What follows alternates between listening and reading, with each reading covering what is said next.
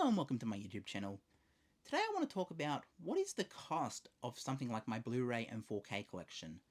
I do have records for my DVD, VHS, Laserdisc, so on collections. I do keep records of those too.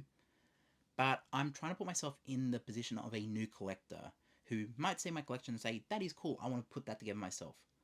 My primary focus for my collection is 4K and Blu-ray. So I'm trying to give an accurate estimate as to those formats. Now, to start off with, these are all Australian dollars, and I've got the years that the money was spent, so that way you can adjust for inflation if you know how to do that. Obviously, if you know how to convert it to US dollar or Canadian dollar or wherever you are in the world, you can get an accurate estimate as well. So let's start off with how many titles I actually have on the shelf. So in terms of 4K, I have 838 copies, that is unique titles in cases. Now, if I was to pull it out, because some of these are actual sets, they have more than one title in the case, like Lord of the Rings, it will be counted as one, but there's actually 3 or 6 in that. So I actually have 923 unique titles available to me to watch. That is on 4K, that is the top quality, that is the most recent format, and that is how much I have on that format. Now if we go to Blu-ray, Blu-ray is still very viewable, Blu-ray is still very popular, and I have 2,040 cases on the shelf, of Blu-ray, which equates to 2,429 unique movies or titles I can watch if I count television as well. So I have that much in Blu-ray, and that gives me a sum total for the entire collection in terms of titles of 2,878 cases on the shelf and wherever I keep them, and that equates to 3,352 unique titles to choose from. Now that is a equivalent in Australia to the catalogue of maybe Netflix, the catalogue of maybe Stan, the catalogue of Paramount Plus. It's on that level of how many titles I have to choose from. So when I talk about I don't really need streaming, I really don't. This is equivalent to streaming in terms of range and what titles I can choose from and just discovery. There are many titles in here that I haven't even seen. So let's get down to the cost of all this. So let's start off with 2020. I did have a collection prior to 2020, which I'm not including here. It was a smaller collection, and I had this weird thing with Blu-ray for a while and DVD where I got rid of all my covers and kept all the discs. So I'm not considering anything prior to 2020 accurate. Whereas 2020 I've kept very accurate written documents on what I've spent, how much it's cost, and yeah, kept track of all of it. So in 2020, I spent a sum total on 4K of $6,122.53. That is across the whole year of 2020. Obviously, there was a lot going on in the world during 2020, and I turned towards collecting, which is what I know and what I love. And that's just the 4K portion of my collection. If we count Blu-ray for 2020, I spent a lot more on Blu-ray because 4K was still an upstart. It was catching up, it was still putting releases out, but Blu-ray was readily available, and I could get most of it on the secondary market, like a CEX or a eBay or wherever. So for 2020, I spent $10,274.28 on Blu-ray. So yeah, you're talking about what, $1,600 or $16,000 on 2020 collection alone, something around that ballpark. And yes, obviously the world changed in 2020. We went through a stage where the world changed and the world essentially shut down. So I turned to that as an outlet to collect and to kind of keep myself from going insane. Yes, a lot of people might say this is going insane, but I also knew that it's something I was passionate about. I was looking at getting back to collecting anyways.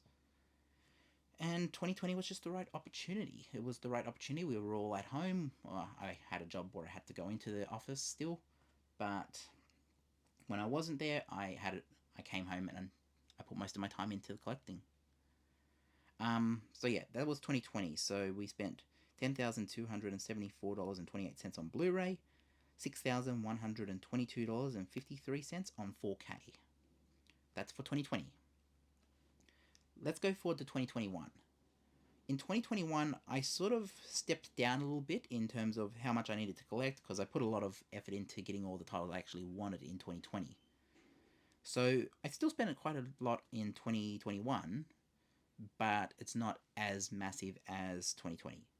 So in 2021, I spent $4,680.58 on 4K, and I spent $4,974.23 on Blu-ray. Now, obviously, the world was still coming to terms with what happened the year before.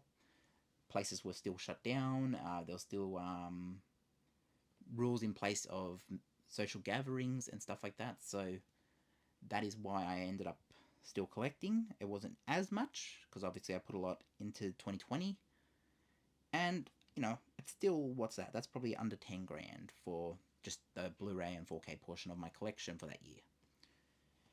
2022, I stepped up a little bit more because there was a lot of really decent releases coming out, not only just on 4K but also on Blu-ray, and there was a lot that I wanted to pick up, and I imported some. I did a lot to expand my collection and get stuff that I actually wanted to watch, stuff I may have heard of and wanted to get. So for 2022, I spent $5,687.92 on 4K, and I spent $6,399.29 on Blu-ray. So, that's probably what, around $1,200, or 12,000 I should say, sorry. um, Probably around $12,000 on that for that year, roughly. Obviously, I've given you the exact total so you can do the math and calculate it. But yeah, 2022 was a weird one. So we were kind of reopened, everything was going back to normal, a lot of events were starting to happen again, and a lot was the world was kind of going back to normal, still in the realm of trying to heal from what happened a couple of years prior with 2020, but definitely going the right direction.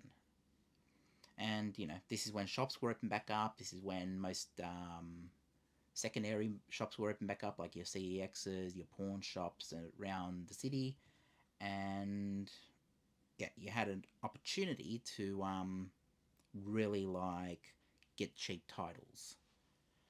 And most of my 4K collection, I will say, was from JB Hi-Fi. So most of those were brand new. With Blu-ray, a lot are also brand new from JB Hi-Fi, but I also put some CEX releases in there. I also got some from eBay. I also got some from pawn shops around Sydney.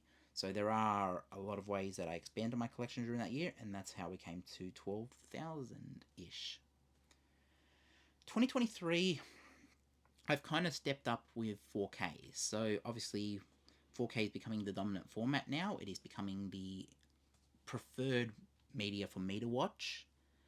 And obviously you'll see it step up in terms of how much I spent on my 4K in 2023, which I spent $10,434.85 on 4K alone.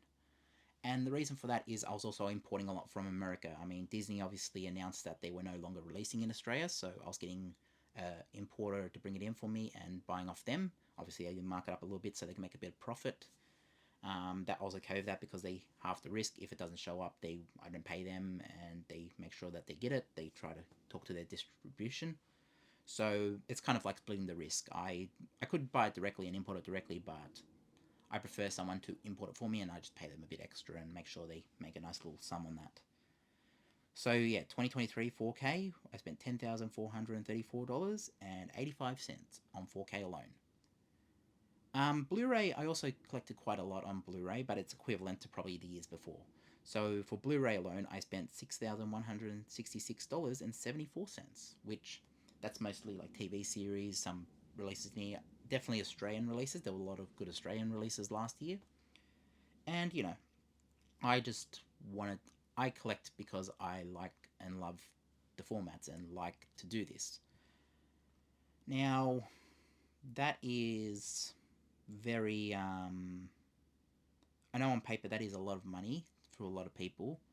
I'm not I'm not flexing. I'm not trying to say, oh, you can't afford this or whatever. Like, if you love it, and this is the thing, I literally had no savings when I was collecting a lot of this stuff.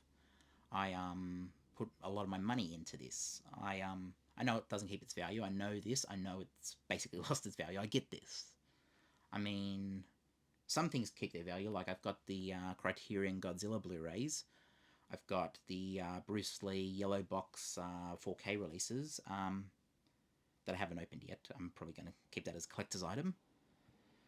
But you know what I mean. Like when I collect this stuff, this was what I loved. And this year I've stepped back. So I've been very reserved up to this point this year. I've been collecting really only releases that I'm definitely passionate about and want to watch literally that weekend almost. Or, you know, if it's something to complete a collection. Like I've bought the, what is it? The Columbia Classics Volume 4. I've bought that this year. So far this year, I've spent on 4K. So this is to March of 2024. Early March 2024. So today is the 11th. I'll obviously post this on a bit later in the week, but to date, to the making of this video, which is the 11th of March 2024, for 2024, I have spent $539.98 on 4K and $155 on Blu-ray, which is one singular release, which was, if I can find it, it's down there. I'm not going to rip it out of the shelf, but it's Star Trek Enterprise on Blu-ray. I got that from eBay, and that is the singular only Blu-ray I've bought this year. 4K, obviously, I've added a bit more, maybe less than 10 titles, but I'm really pulling back this year because obviously I have just about everything I could possibly want. And also, you know, cost of living crisis, housing crisis, a lot going on in the world. I'm trying to save a bit of money, and yes, I get that the world has changed. I definitely am being cautious with my money and what I want to spend it on now. Like, I'll still pick up a release. Like, as I said, I bought Columbia Classics. That was a bit more, that was the single biggest purchase of this year so far. I think it was around $320 because I got it imported through my contacts.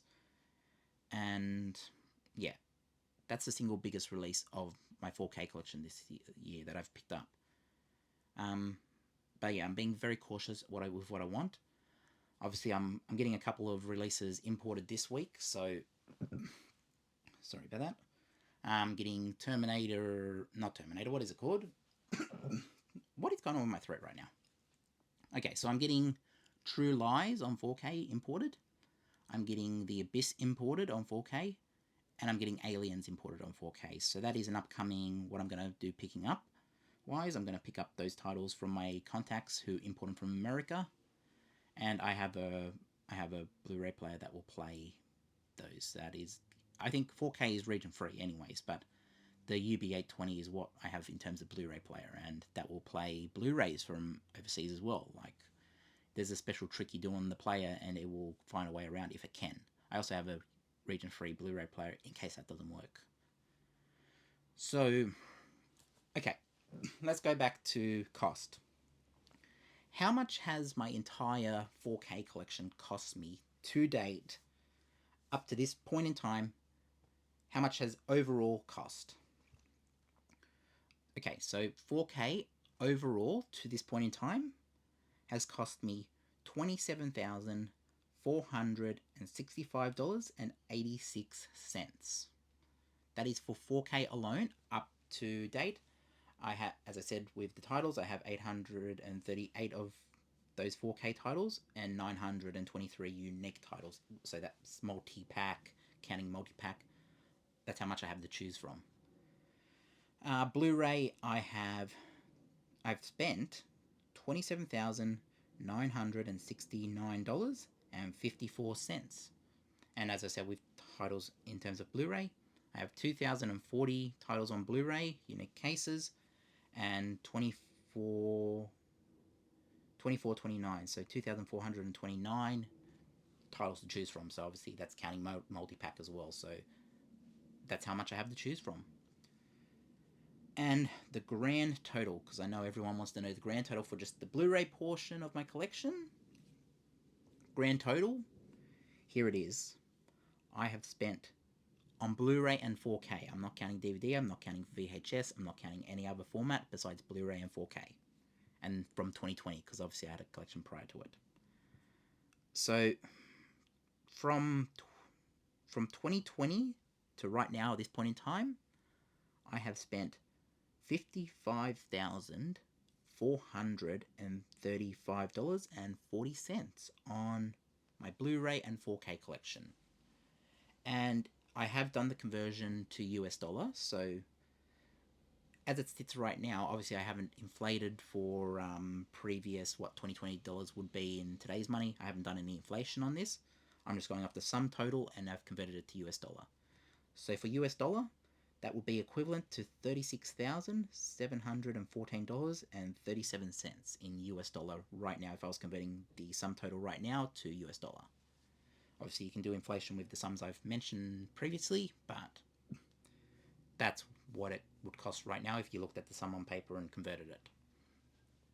So why do I collect this? Why am I spending this much money on it? Obviously I've said this year I've pulled back a bit. I'm trying to get a bit more savings in my account. I'm trying to really be cautious with the cost of living crisis that's holding over our head at the moment.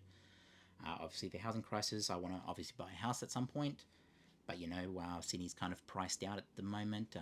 I would probably look at moving inland if the economy was kinder to inland and had commerce further inland, or I had a career that I could work from anywhere. Like I would look at moving inland Australia further. But at the moment I am on the East Coast. My career is on the East Coast, in Sydney. And that's why I'm really being cautious of what I'm spending. I want to really save enough. Not to save a deposit, but just enough to that if something was to go wrong, like the loss of my job, or if I got sick or whatever, if something had gone badly wrong, yes, it's cool and I'll turn to this and just live in here. But I also think having savings, that's my focus for this year. I'm still spending on my media collection, as I said, but I'm kind of at a point now where I have just about everything I could possibly want, and any experience I could possibly want. As I've said in previous videos, I've got Terminator 2 on 4K, but if I don't like that experience, I got the Blu-ray as well. Like, I can choose my experience. And that's why I do it. Like, it's just the peace of mind of I can cater an experience to how I want to watch movies. I am a product of the video rental days. I used to go to Video Easy all the time, and I would do my weeklies. I would get my one new release as well if that was a deal I wanted. But mostly I would just go for weeklies because I knew I'd watch the weeklies. And, you know, that's the era I came up in, and this is as close as I can probably get to the rental days.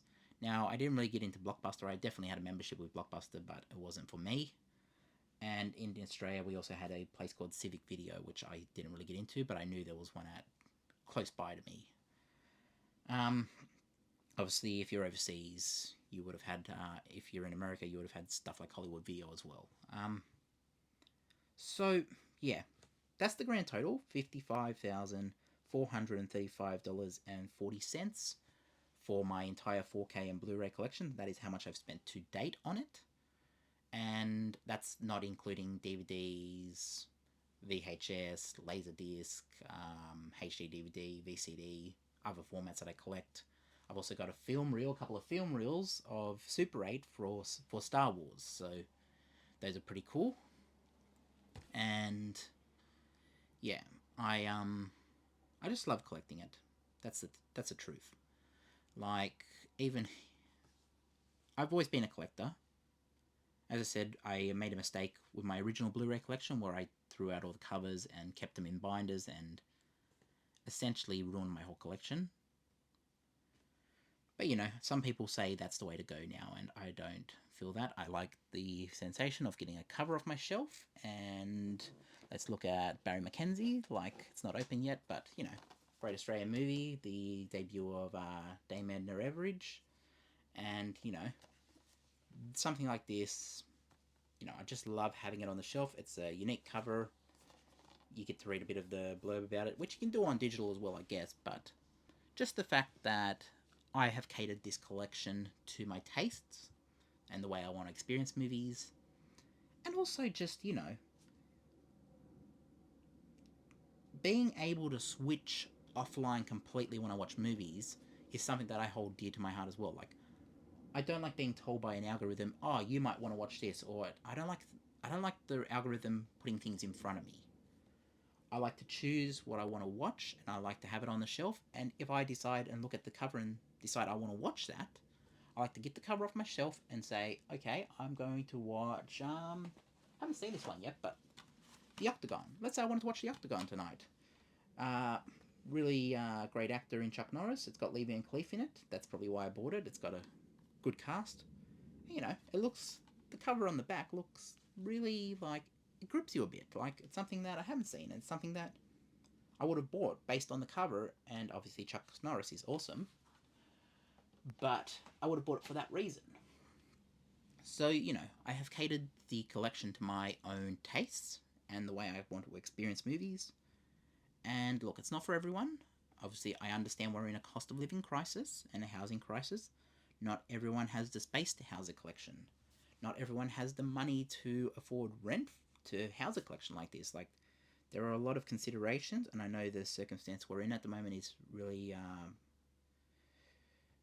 tough one. Like, I think in Australia, especially, the cost of living crisis and the housing crisis, due to a number of factors. Obviously, supply doesn't meet demand at the moment. We have more people in the housing market than there are available houses. That's due to a number of factors. Obviously, for many years, this is the thing, we haven't increased density really. And that doesn't mean just chuck up skyscrapers everywhere. But I think townhouses would be a good idea. I think most suburbs should really be looking at building townhouses, make it a bit more like the UK, how their layout is. But this is all speculation. I know the cost of living crisis. I know the duopoly that control our shopping market, which is Woolworths and Coles, and I know I'm definitely aware of that as well. And there's going to be a Senate inquiry into price gouging and what's happened with the supermarkets. They're going to argue that they're not price gouging and that this is the cost of operation, and the Senate are going to get to the bottom of it at some point, and then we'll have our answer whether price gouging actually is happening in Australia. And I'm not going to speculate on that because obviously I'm waiting for the Senate findings to see what is said before I make a call whether it's inflationary or whether it's gouging. I don't know. I want to hear from the Senate what their findings are. But obviously, outside of all that, I love collecting my 4K collection. I'm aware that it's probably a bit of an odd choice considering the circumstance of the world at the moment, the circumstance in Australia of what's happening with the inflationary stuff and the cost of living and the housing crisis. And why do I do it? I love to have it. It's my escape from reality. I come in here and pick a movie off the shelf and I don't even have to be on the internet. And that's what I appreciate more than anything. I mean, I work in a newsroom and definitely you see some graphic stuff in that newsroom. And I'm not in editorial, I'll say that right now. I'm not in editorial. I in no way have any say in what happens in the news. All I have to say is bring in the media, put it in the system. That is my job. That is what I do better than most people, and that is what I do really well. My colleagues do it really well, better than most people as well. And that's pretty much the extent. We also keep the servers from crashing because we go through and delete stuff. So obviously, that is my job. I work in a newsroom, and sometimes when you're always hit by the most graphic images you can see, that especially with what's been happening in the world the past couple of years, with what's been happening around the world, you see some really graphic stuff. And so I appreciate that I can just turn off my phone, come in here and be completely switched off from the internet, completely switched off from the news, completely switched off from reality. It's my escape. And that's why I do it. I mean, it's not for everyone, I know. But, yeah, that's why I do it. And if you do it as well, maybe chuck a comment down below, give me a like, and subscribe, and hopefully you enjoyed hearing what I spent on my collection, and gives you some insight if you're maybe looking at starting a collection, what it actually costs to put something like this together. Now, obviously, look, 4Ks have dropped in cost. I collected at the top of the market when they were pretty much a new format and kept collecting. Blu-rays you can probably get in pretty cheap through places like CEX. You can buy on the secondary market. They've obviously dropped quite a bit. Some of the collector titles you might have to pay a bit more for, obviously. Blu-ray, some are out of print. One of my big things in my collection is Dawn of the Dead on 4K, which cost me a lot of money to get. And if I'm going outside of Blu-ray for a moment, DVD, I also have the Dragon boxes for Dragon Ball Z. And those cost me a pretty penny to collect as well. They have grown in cost now, so if I was to sell them, I could easily triple my money on them. Not that I'm ever doing that, because I love Dragon Ball Z and don't ever want to get rid of them. They're the way to watch Dragon Ball, in my opinion. And actually, it's the way to watch the Japanese dub. I'll say that right now. That's the way to watch the Japanese dub. For me, the English dub, if I was watching the English dub, I will go to the individual DVD releases for Funimation that had the Faulkner score that I grew up on. That's what I'm nostalgic for in terms of the English dub of Dragon Ball, or Dragon Ball Z, I should say. But I also have the Dragon boxes when I do want to watch the Japanese version, when I prefer that version, or when I want to go back and reference something, or watch an episode in Japanese. Like, there are ways to watch it that way. So yeah, I feel like I'm going into a bit of a rant now, and I will wrap it up. So yeah, if you enjoyed this video, maybe chuck a like and subscribe down below. Leave a comment, like, if you're a collector, how much have you spent on your collection? Like, how many titles do you have in your collection? Like, I am always, when I joined this community, my goal was to connect to this community and share my collection, because for many years this was the me sort of thing. It was the, I come home to this is my escape from reality. It was not supposed to be something that I share with the world. I didn't really have a passion to tell the whole world that I had this. Like, even when people come in and say, can I take a photo of that? Like, that is cool. Like, I had someone come through the other day who said, I need to get a photo of this for my daughter. She's going to lose her mind. And I was a bit cautious, but I was like, you know what? If it makes a younger person, if it inspires a younger person to join physical media, even in like a smaller sort of capacity, obviously they're not going to go be out running out collecting stuff like my collection. But if they get into physical media from seeing my collection, then that's a win for physical media, because we're a niche market now. We're becoming more collector status, and we're going the same way that vinyl did for many years, which is you'll have your collection and you'll be able to draw from your collection, and you know, other people will have went to newer formats, streaming obviously, but you will still have your collection and you won't really need streaming. That is what I love about it. I love that I am in full control of what experience I want to experience in terms of movies. Like, I can cater certain movies to my tastes. If there's a version that I don't like that was transcoded? Not transcoded. Not transported either. I don't know the word for it. It skips my mind at the moment because I'm not thinking about it too deeply. Transferred. Yeah, if it's been transferred to 4K, like Terminator, for example, and it's a bad transfer, which I don't look. Terminator 2 on 4K is going to look okay. It's definitely the movie, but you know, I prefer the Blu-ray version because it's got less alterations. It definitely has problems in its own right, but you know, that means I can cater to my own tastes and say, you know what, I don't want to watch the 4K of Terminator 2. I want to watch it on Blu-ray, because the Blu-ray version to me is the superior version at this point, until Cameron goes back and remasters it himself. So yeah, I love collecting, and hopefully you've taken something away from this. Hopefully you've learned something. Hopefully you take some of this to add to your own collection. And yeah, chuck a like, comment, subscribe, whatever you want. Do or don't, doesn't really matter. We're just talking about physical media, and as long as I'm on here, we're all part of the same community. And thank you for watching if you stayed around this long. I know it's a bit hard when I go off on rants that's not even related to the topic, and it's a bit hard to stick with me, but if you stuck this long, thanks for watching the whole video, and I hope you've learned something and take something away from this. Peace out, and I'll catch you in the next one.